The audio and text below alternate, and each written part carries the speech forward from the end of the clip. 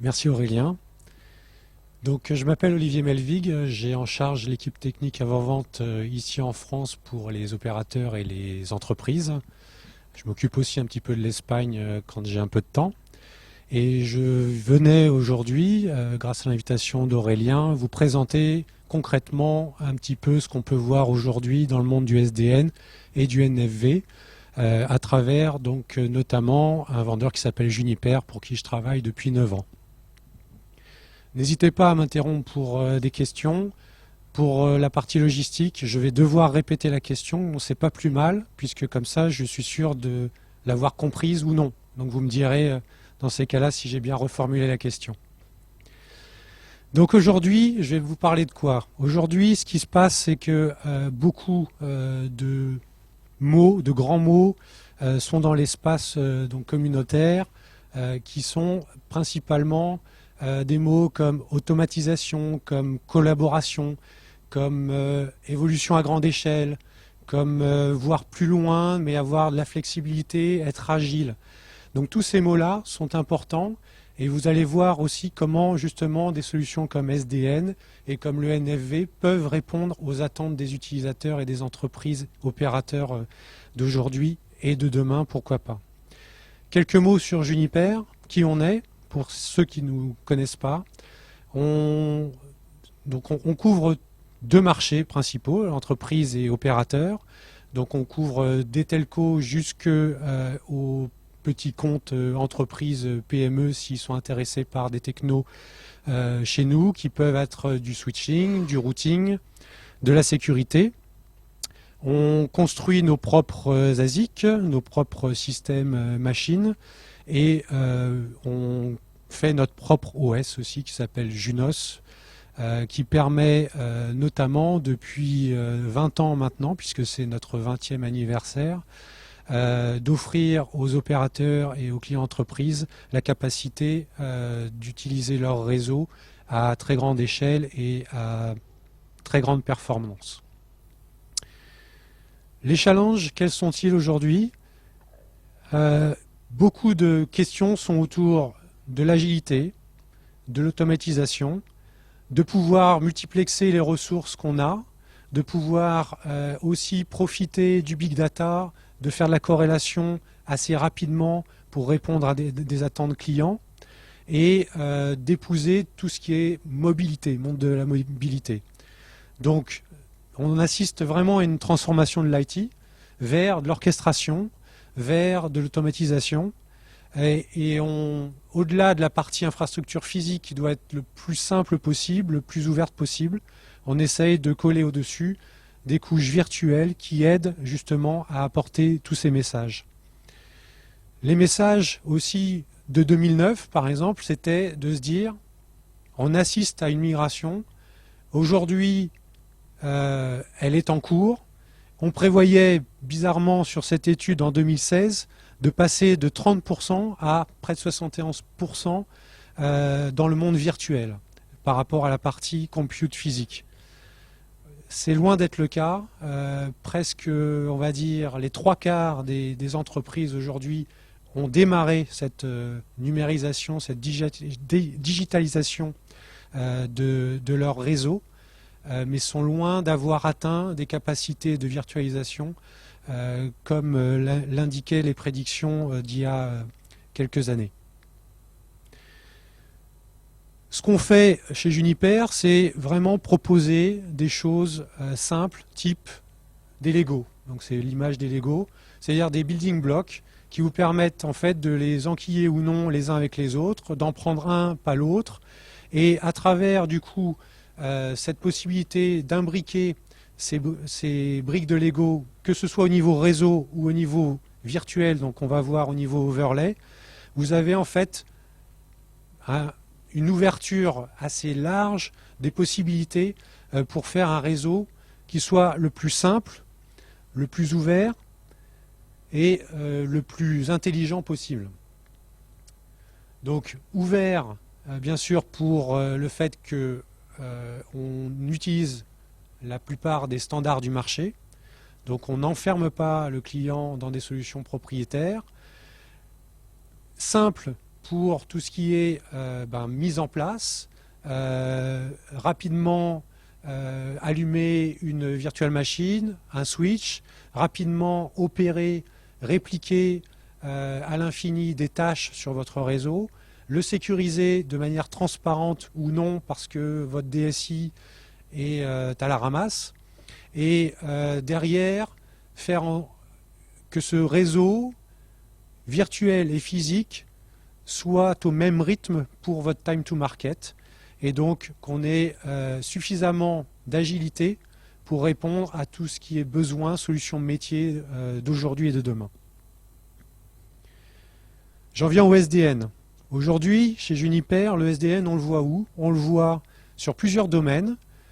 Sur bien sûr la partie opérateur, pour tout ce qui est infrastructure, software as a service, tout ce qui est private cloud.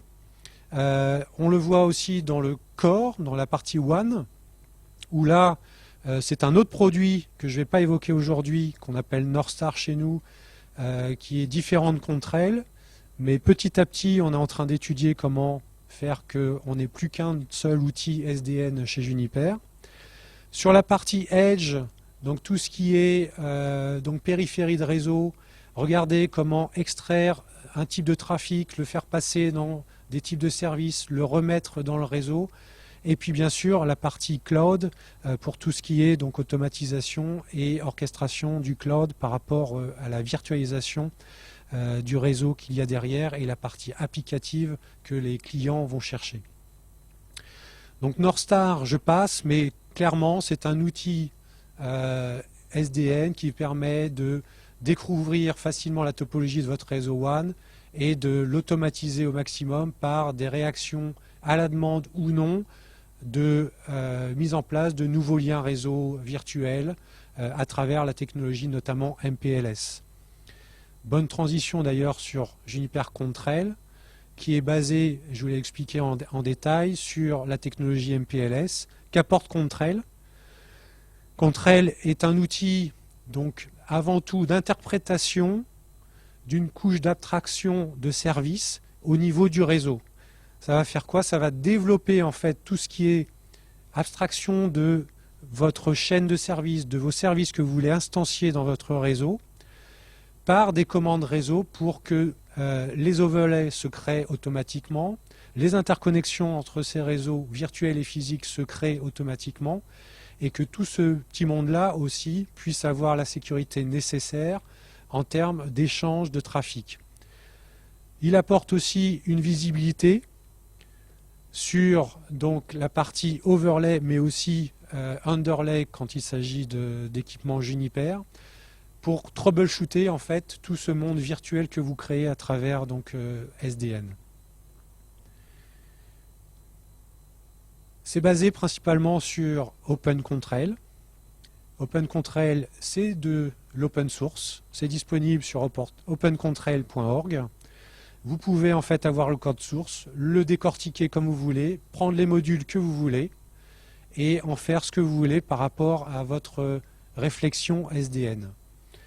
La seule partie commerciale chez Juniper de l'offre SDN Contrail, c'est simplement que c'est notre OpenContrail avec nos implémentations et du coup notre support. Donc vous paierez, en fait, la seule partie commerciale concerne le support de votre solution SDN versus la possibilité de faire votre propre SDN et du coup vous auto-supporter dans l'évolution de votre technologie.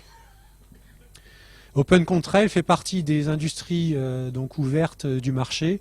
J'en ai cité les plus importantes et notamment OpenStack qui est aujourd'hui l'un des outils d'orchestration le plus utilisé pour le monde du SDN. Un survey intéressant d'ailleurs d'OpenStack montre Juniper comme le top vendeur de solutions SDN aujourd'hui devant d'autres fournisseurs. Et ce survey est complètement indépendant et a été répondu uniquement par la communauté OpenStack. Donc ça n'a rien à voir avec le fournisseur spécifique Juniper ni la partie OpenContrail. mais en fait la partie OpenStack Juniper est de plus en plus adoptée, soit à travers OpenContrail, soit directement avec l'outil Contrail qu'on propose sous plusieurs formes.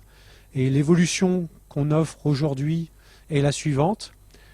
On a démarré sur la partie Contrail Networking, qui supporte en fait plusieurs hyperviseurs, plusieurs éditions aussi de Linux.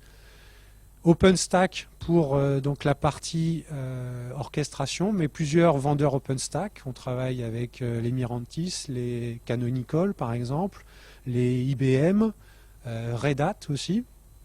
Jusqu'à quand, je ne sais pas, mais on verra comment évolue la partie rachat de Red Hat. Cloud Orchestration est aujourd'hui une offre au-dessus de Contrail Networking avec une partie qui va être autour du stockage et autour de la partie serveur physique pour intégrer vraiment déjà des parties physiques à la partie overlay Contrail déjà en place.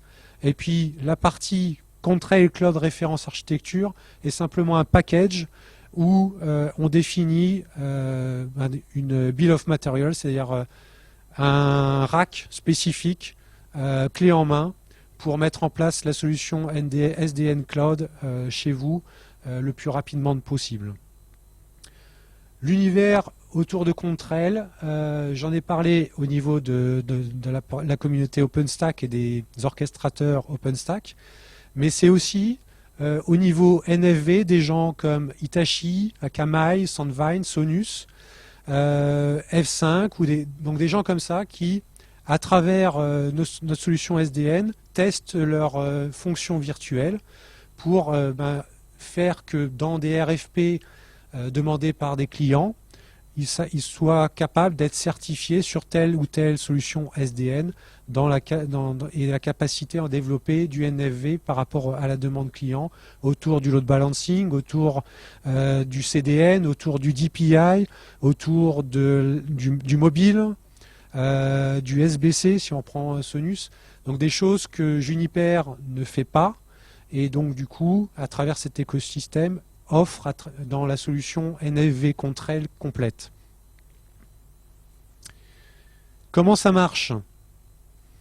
Donc comme je vous l'ai dit en introduction, on n'a pas réinventé la roue, on était bon en MPLS, on a utilisé cette technologie de virtualisation au-dessus du WAN pour la mettre au niveau de Contrail SDN.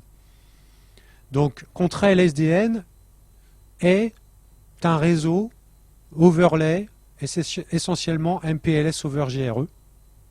On fait de l'over UDP, on fait du VXLAN. Je vais vous expliquer un petit peu quels sont les cas d'usage pour l'une et l'autre des technologies de tunnelisation.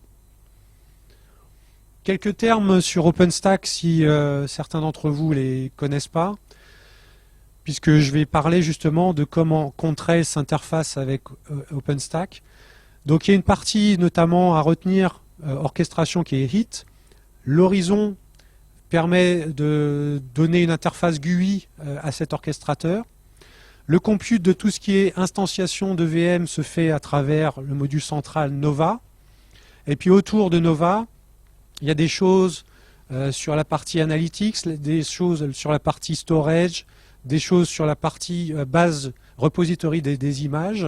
Et puis le module en bas aussi de networking Neutron. Donc sur ce qu'on fait avec Contrail, on s'interface essentiellement avec deux parties. Neutron pour la partie networking, où on interprète en fait tout ce qui est information d'orchestration en itération réseau.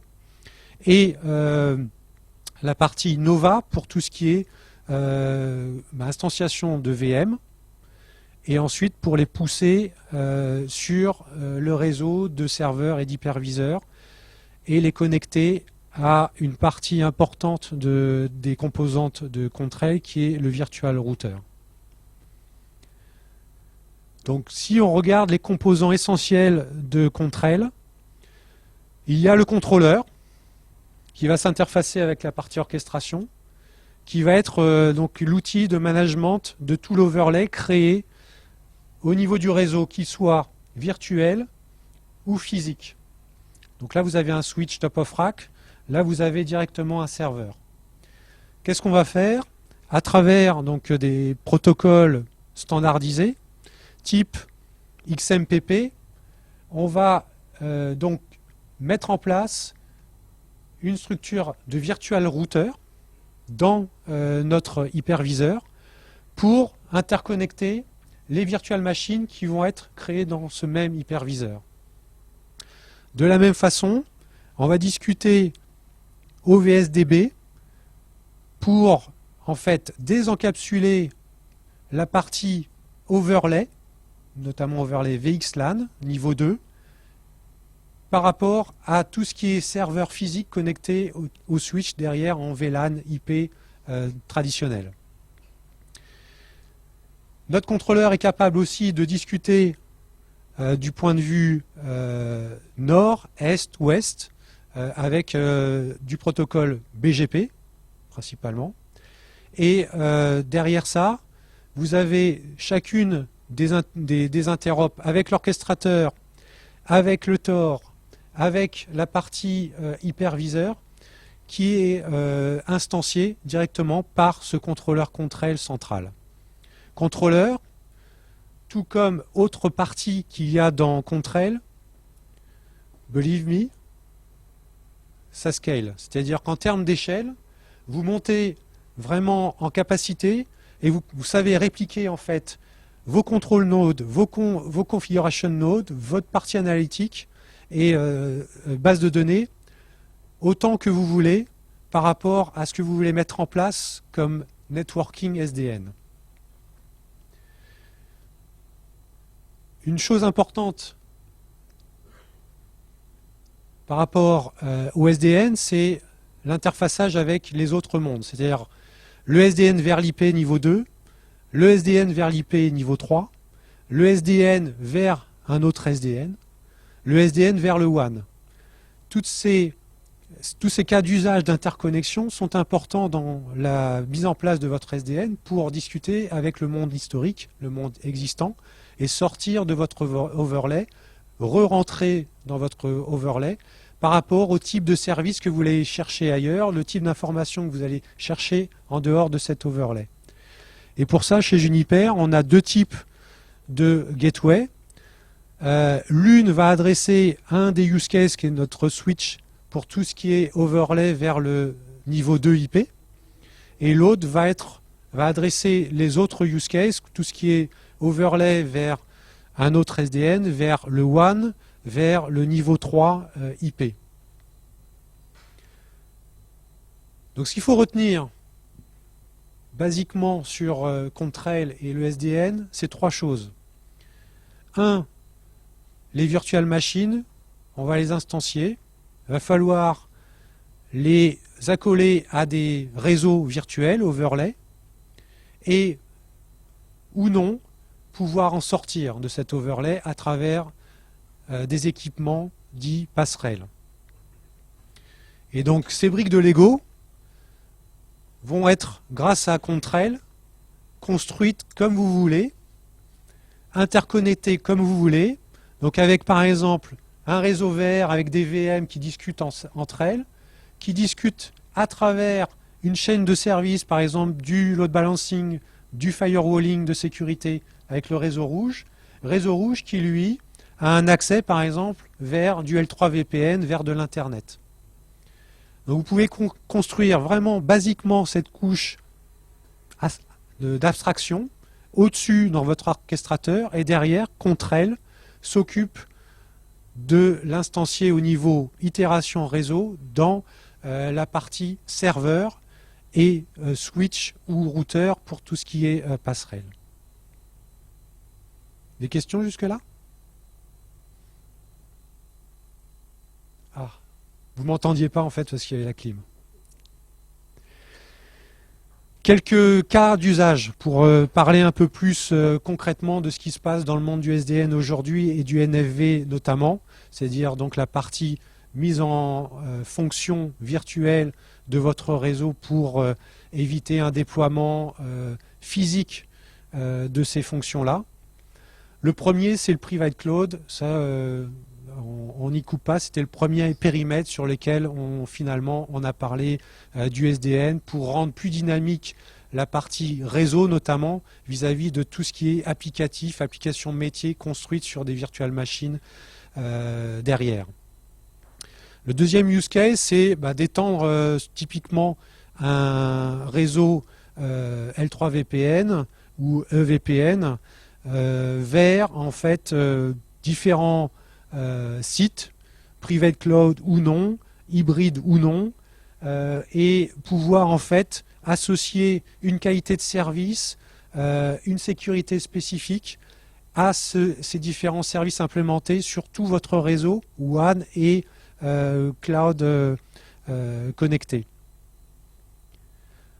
Le troisième et le majeur use case qu'on voit aujourd'hui, c'est pouvoir regarder comment chaîner rapidement des services intégrés dans le réseau ou non. Donc ça intéresse beaucoup les opérateurs pour pouvoir en fait rapidement tester un nouveau service pour le résidentiel, pour les entreprises, d'abord en centralisé dans un univers data center cloud, où du POP, on va en fait extraire le trafic de tel client, aller dans le cloud chercher ce service sur lequel on a abonné le client et repartir vers le réseau. Donc ça peut être du firewalling classiquement, mais tout ce qui est caching, tout ce qui est sonde IPS, tout ce qui est NAT vers Internet, tout ça peut se faire aujourd'hui dans le cloud plutôt que déployer un firewall physique, mettre des serveurs cache, mettre une partie de stockage en local ou en centrale ou en distribué. Donc toutes ces réflexions-là autour du chaînage de services peuvent être pilotées aujourd'hui par un orchestrateur SDN.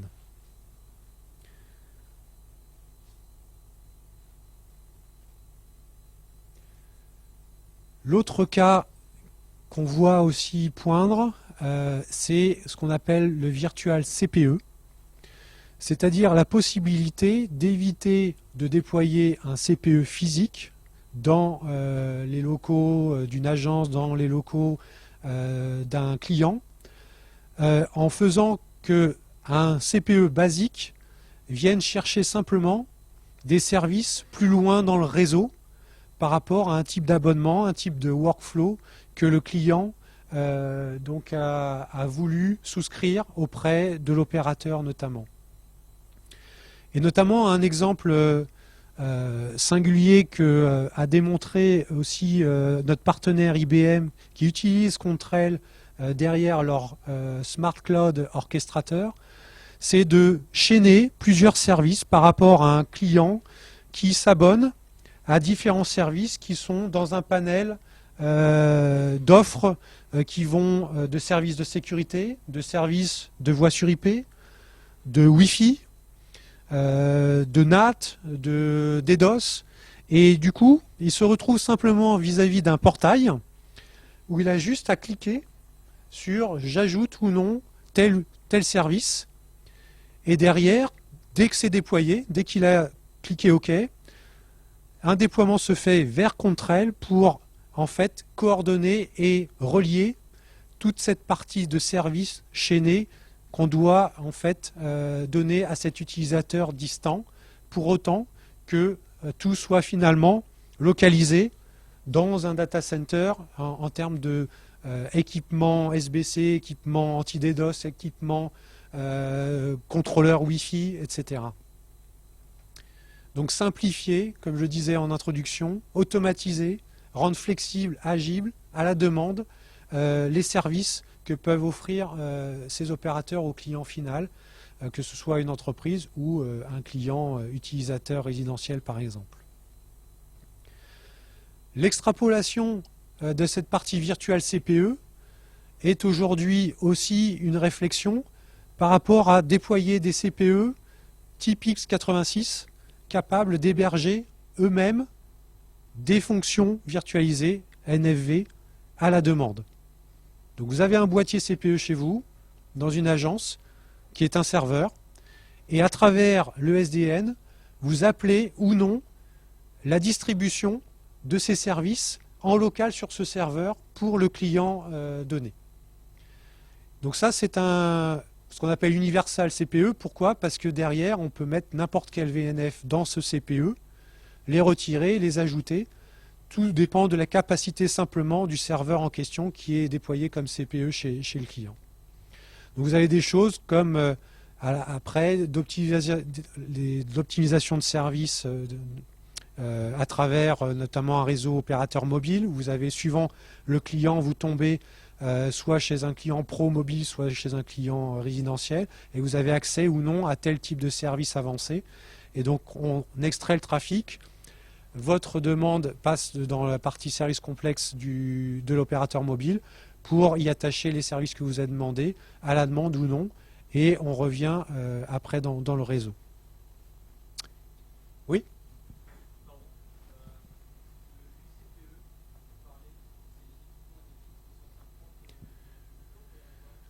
Ça a à voir avec effectivement ce qu'on appelle NFX 250 chez Juniper, c'est notre Universal CPE qui permet effectivement d'héberger différentes VNF. La question était, est-ce que l'Universal CPE chez Juniper correspond au modèle NFX 250? La réponse est oui. Merci pour la première question. Donc concrètement, où on en est Juniper au niveau SDN? Quelques références ici marquées publiques, donc je peux les afficher. Des grands noms comme aux États-Unis AT&T, Verizon, en Europe Telecom Italia, NTT au Japon, Orange Business Services pas loin d'ici, avec Claude Watt notamment qui va parler un petit peu de ce qu'on a fait ensemble. Donc vous pouvez trouver des informations sur ces use cases là dans la presse par rapport à ce qu'ils ont fait avec nous. Notamment sur donc ATT, on a été sélectionné en septembre pour tout ce qui est nouvelle génération de leurs produits NFV et notamment aussi avec l'utilisation du produit NFX 250 c'est avec ATT notamment qu'on a co-développé ce type de CPE universel.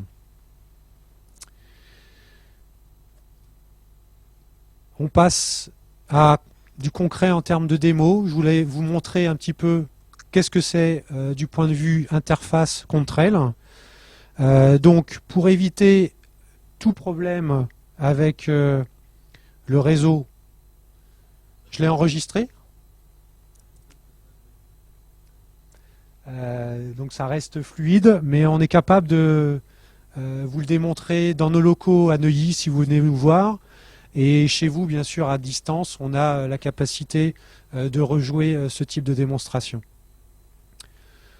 Donc, cette démonstration, elle est plutôt simple. Elle va vous expliquer simplement déjà comment créer un overlay entre deux réseaux, un réseau vert, un réseau rouge.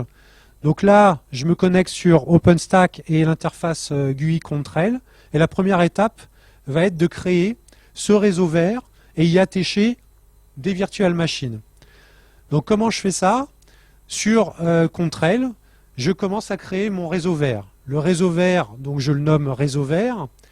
Je lui associe une adresse, un réseau IP. Et automatiquement, Contrail va me proposer une gateway par défaut, que je peux bien sûr modifier. L'avantage de Contrail, c'est qu'on fournit tout ce qui est DHCP, DNS, et donc vous n'avez pas à vous préoccuper de cette partie-là. Si on regarde dans OpenStack, le réseau vert, il est automatiquement créé. D'accord? Donc on a bien une interaction entre OpenStack et Contrail Networking. Maintenant sur OpenStack, ce qu'on utilise, c'est la partie création, instanciation de VM. Donc on va créer la VM verte. Cette VM verte, je la prends dans un pool d'images, une bibliothèque. Je peux aussi la prendre à partir de snapshots de VM que j'ai auparavant préconfigurés, notamment autour de la sécurité. Je peux y mettre les ressources CPU, mémoire que je veux et en démarrer une, 10, 20, 40, autant que je veux. Et je lance simplement donc l'instanciation de cette VM à travers OpenStack pour donc derrière l'associer, j'ai oublié, oui, on l'associe bien sûr au VN vert qui a déjà été mis en place à travers Contrail Networking. Donc on va voir que la VM verte est créée, qu'elle a obtenu une adresse IP dans le réseau VN vert automatiquement, et que derrière, au niveau des instances, je retrouve sur Contrail la création de cette VN dans un serveur compute. Je fais la même chose pour mon réseau rouge, donc je le crée. Automatiquement, j'ai un réseau rouge avec le point 2. Et puis, je vais créer plusieurs VM, par exemple 4 d'un coup, que j'associe au réseau rouge virtuel. Et voilà, j'ai mes VM rouge 1, 2, 3, 4 instanciés dans différents serveurs compute. Ici, il y en a 2. Donc, il les a créés de part et d'autre au niveau de mes serveurs disponibles. Hyperviseur pour créer donc ces VM rouges et vertes. Donc là, je vais en prendre 2, la 251 et la 253 par exemple, et je vais vous montrer que en ouvrant simplement un port console à travers l'outil OpenStack, que je peux les pinguer l'une par rapport à l'autre, puisqu'elles appartiennent déjà au même réseau rouge. Donc si je fais sur ma VM, je suis en 251, et je vais donc pinguer, donc là je vérifie que la gateway est bien là, la 254, et je vais pinguer ma VM rouge numéro 2. J'ai utilisé le nom, donc vous voyez en fait que la résolution DNS est faite automatiquement, et la pointe 253 a répondu. Du point de vue Contrail, on peut visualiser les deux réseaux verts et rouges, avec les informations qu'on a données tout à l'heure. Et on voit aussi visuellement, comme mon petit PowerPoint réseau vert, réseau rouge, que ces deux réseaux, pour l'instant, ne discutent pas entre eux. Par exemple, si je me mets sur ma VM rouge et que j'essaye de pinguer la VM verte, pour l'instant, je n'ai pas de résultat. D'accord? Donc il va falloir faire quelque chose pour que les VM dans le réseau vert et dans le réseau rouge fonctionne. Là, je suis toujours dans le réseau rouge, je ping toujours ma gateway, mais je ne peux pas pinguer une VM qui est dans le réseau vert distant. Donc, ce qu'on va faire simplement, c'est créer une politique directement dans Contrail qui relie les deux réseaux vert et rouge et qui autorise, par exemple, le ping. Donc, je crée une policy qui autorise le ping. Je dis que c'est entre le réseau vert et le réseau rouge. Je fais pour l'instant du any to any en ICMP vers ces deux réseaux vert et rouge. Et je regarde maintenant si finalement je peux pinguer ma VM verte. Maintenant, je peux pinguer ma VM verte. Donc ce que j'ai simplement fait, c'est que j'ai relié à travers une politique autorisant l'ICMP mes deux réseaux overlay vert et rouge à travers donc Contrail, qu'on peut visualiser maintenant par simplement un premier lien sur lequel j'ai cette politique primaire de réaliser. Une autre chose importante dont j'ai parlé, c'est la partie analyse, la partie troubleshooting. Et dans Contrail, vous pouvez en fait créer un analyseur qui va en fait analyser et vérifier que tout se passe bien entre, par exemple, votre réseau vert et votre réseau rouge. On utilise en fait la Wireshark, donc en instance virtuelle, et qui permet vraiment de visualiser mes paquets avec les types d'encapsulation. Donc là, c'est allé un peu vite, mais on voit la partie IP, MPLS, over GRE et la MAC adresse aussi de ma VM. Et puis on peut aussi visualiser vraiment tout ce qui est logging de tout ce que j'ai fait, par exemple, donc les pings qu'on a réalisés au préalable. Autre étape, le chaining de services. Par exemple, insérer un firewall, un vrai firewall qui met des politiques de sécurité entre votre réseau vert et votre réseau rouge. Comment je fais? J'utilise en fait ce qu'on appelle des services templates. Donc là, je vais créer un service template de type firewall. Je vais lui mettre une image type Virtual SRX, qui est notre Virtual Firewall Juniper, et l'instancier avec une patte dans le réseau vert et une patte dans le réseau rouge, pour que effectivement ce firewall s'occupe de faire en fait la transition, notamment là je crois qu'on avait mis du NAT par défaut et l'autorisation du ping, pour que du coup cette firewall policy, voilà, donc on le voit là, puisse en fait faire discuter le réseau vert et le réseau rouge, mais en attend avec la source adresse du firewall en question.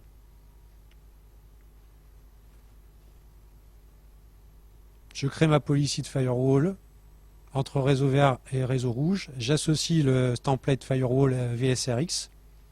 Et voilà, c'est fait. Donc ce qui se passe, c'est qu'on continue de pinguer, puisque j'autorise le ping à travers ce firewall. La seule différence qu'on va avoir, c'est que la source IP adresse qu'on va voir, c'est finalement celle du firewall quand je ping vers mon réseau vert. Donc là, pareil, on visualise sur l'interface Contrail l'insertion de cette VNF Firewall VSRX. Donc ici, en faisant un TCP dump, on voit bien que pour aller en fait,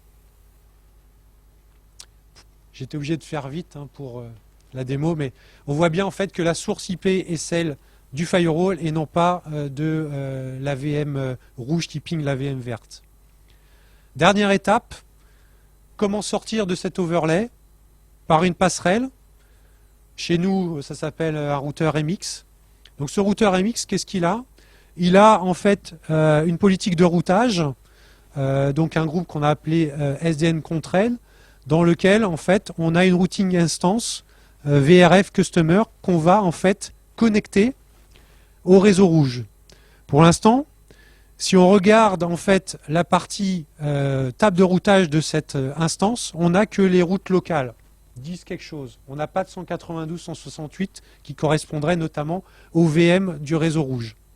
Donc ce qu'on fait, c'est qu'au niveau du réseau rouge, on précise simplement la route target MPLS de la VRF du routeur MX pour faire que cette VRF appartienne au réseau rouge et puisse enregistrer toutes les routes des VM créées dans le réseau rouge.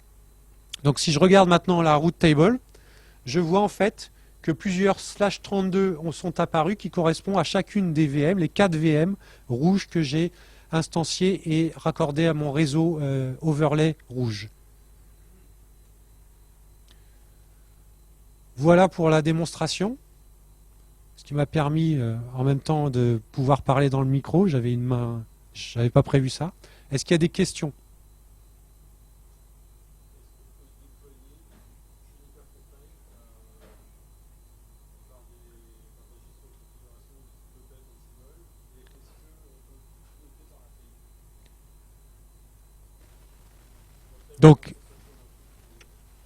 Donc la question est, peut-on en fait piloter Contrail à travers un outil d'orchestration type Ansible? D'accord. Il y a du REST API effectivement sur OpenContrail. Comme je disais initialement, OpenContrail est un code source totalement ouvert au déploiement de tout type d'interface d'orchestration qu'on peut mettre au-dessus. Donc derrière, si votre outil effectivement est Ansible ou Puppet ou des générations d'anciens orchestrateurs qui alliaient déjà la partie réseau et système, mais basé sur, je dirais, plus de l'automatisation de config réseau vis-à-vis du déploiement système qu'il y avait derrière, oui. Maintenant, je retournerai la question par rapport à la partie SDN. Qu'est-ce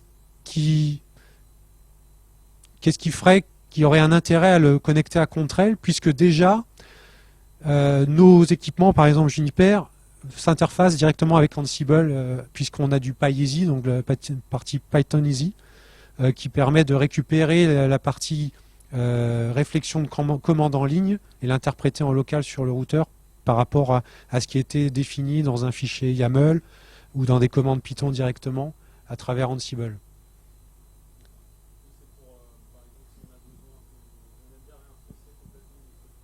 Oui.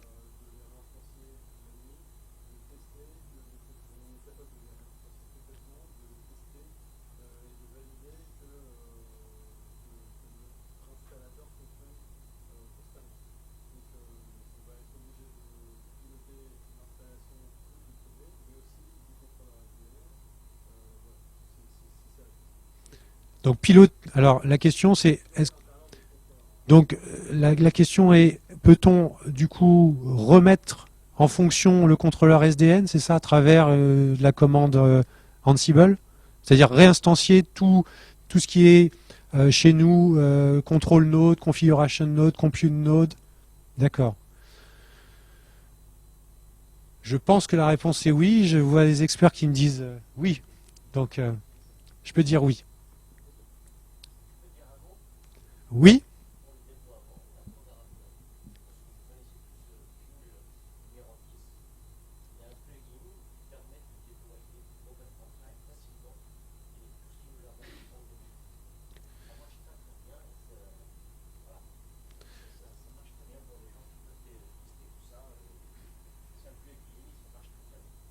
Donc là, il y a une réponse dans la salle, puisque je suis obligé de remettre ça dans le micro, qui est que notamment l'outil d'orchestration Mirantis a un plugin qui permet d'instancier facilement OpenContrel déjà, et c'est déjà disponible en fait.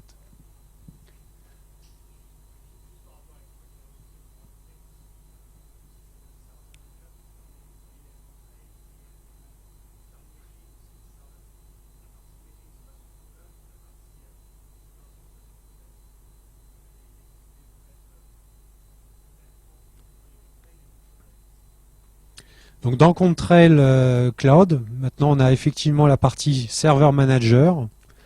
Et la partie Server Manager permet d'avoir accès à un repository d'images de serveurs, et notamment les images qui composent l'outil Contrail, pour réinstancier automatiquement cette partie-là.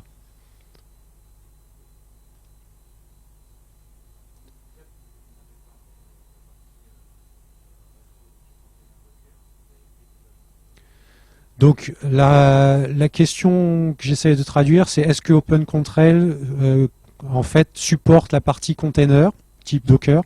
La réponse est oui. Au même titre que donc une VM sur l'hyperviseur, on supporte maintenant la partie container.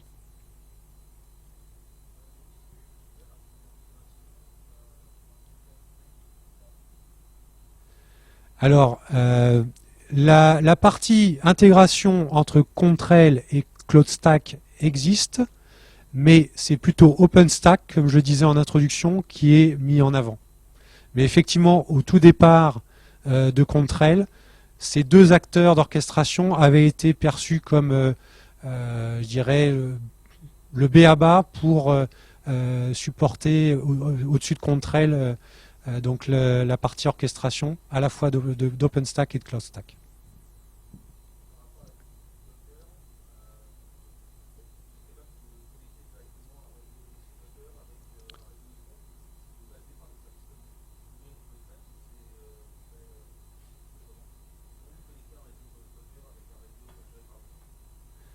Comment on gère, comment on pilote un réseau Docker par rapport à Neutron?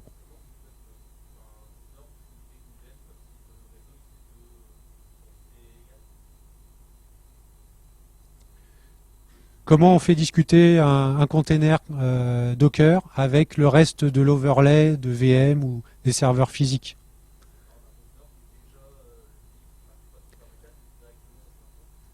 Donc sous couvert des experts, en fait, on crée aussi un virtual router pour ça, au même titre qu'on attache une VM au virtual router, on doit le mettre dans un des containers.